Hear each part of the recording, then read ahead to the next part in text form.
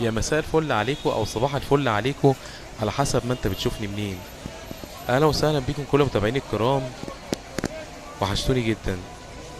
احنا فين من شوارع مصر النهارده؟ احنا في شارع من اشهر الشوارع واجمل الشوارع اللي الناس بتحب كده تروح فيها وتتمشى فيها وتعمل احلى شوبينج. احنا في شارع اسكندرية بمرسى مطروح، واللي مننا من اسكندرية شارع اسكندرية اللي هو في مرسى مطروح اتسمى ليه شارع اسكندرية، لانه يعتبر اخر طريق اسكندرية مطروح وداخل على مدينة مرسى مطروح. فهو يعني بدايته طريق اسكندرية مرسى مطروح، ونهايته خالص الكورنيش. وبرضه اللي هو من اسكندرية عندنا يعرف ان هو شبيه بشارع خالد بن الوليد في ميامي، بس دوت على اوسع واكبر واطول. نفس الكلام برضو بيبقى فيه مستلزمات اطفال، في ملابس، في سليبرز شباشب، كل مستلزمات منزلية، ملابس، يعني شوبينج كل الانواع. اسيبكم بقى في جولة حرة مع شارع اسكندرية بمرسى مطروح.